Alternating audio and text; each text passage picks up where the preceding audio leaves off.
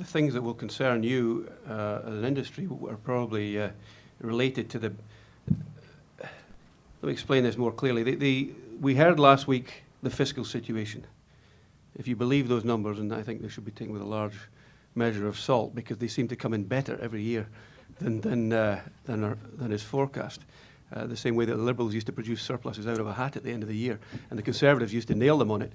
The Conservatives now find that they have $10 billion a year in lapsed spending, which they can then put down to pay down the deficit, or, as I suspect they will do in 2015, spend on pre-election goodies.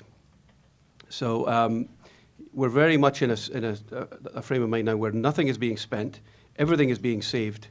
The revenue projections are pretty flat, but the savings that are being made on the public service side are much better than expected. And so they could even achieve balance in this next budget, I think, if they wanted to. They projected a deficit of $5.5 billion, which, that includes $3 billion of contingency and asset sales. They only booked $500 million of asset sales. The GM shares alone are worth $2.6 billion. So if with a fair win, they could hit balance this year.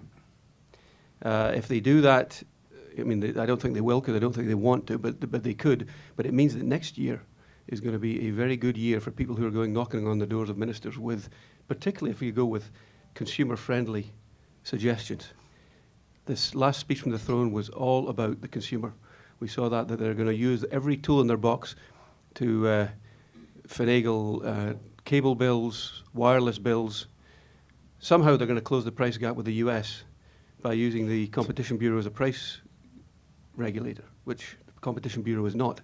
So quite how they intend to do that without reducing tariffs, I don't know. But I'm kind of preempting the question, but I think for your industry with consumer issues, you would have a very sympathetic ear with this government at the next budget, at the 2015 budget.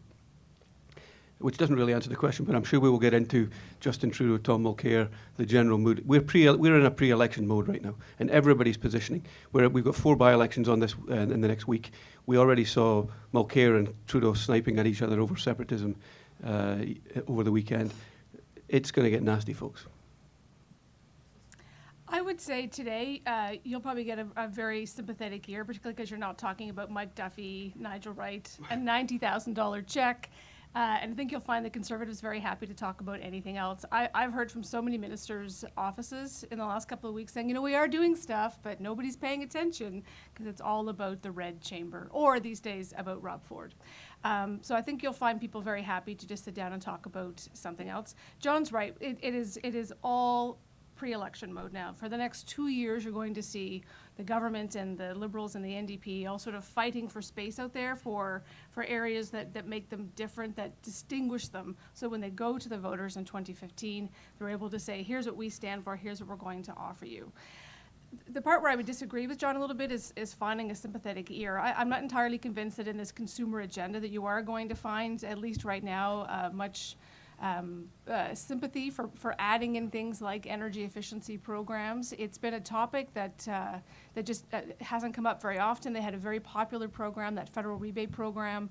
They had a lot of people join up at the last minute, and yet it still has gone away, and there's still no sign or no word of it coming back. That might be a good place for you guys to start today when you're meeting with some of the Conservatives and some of the civil servants.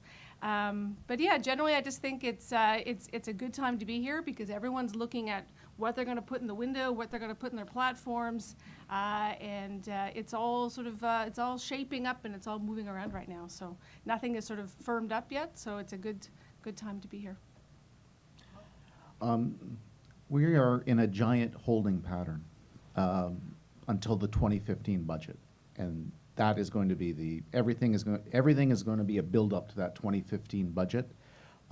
That's when they're going to announce their surplus that they've or balanced budget that they've talked about. That's when they're going to roll out their the budget will serve as their pre-election, well, not pre-election. It'll serve as their election platform. For now, the government just wants. John is right, or the other two panelists are right. We are in pre-election mode. I think the next budget in 2014 is going to be a snoozer. I think it's going to be more about what they're saving than what they're spending, and it's all about, going to be about that 2015 budget. And again, there's been a lot of unknown. The fiscal update came out last week. I too take the numbers with a bit of grain of salt, given we don't know what's going to happen with the economy and such. Maybe it'll be better, maybe it'll be worse. There's still a lot of concerns out there. And of course, there's the unknown factors. The government, it was quite heated here a few weeks ago with the Senate controversy. We don't know what's coming up. Is there another shoe to drop? I think this Rob Ford controversy has actually been very good for this government, because no one's talking about this government anymore.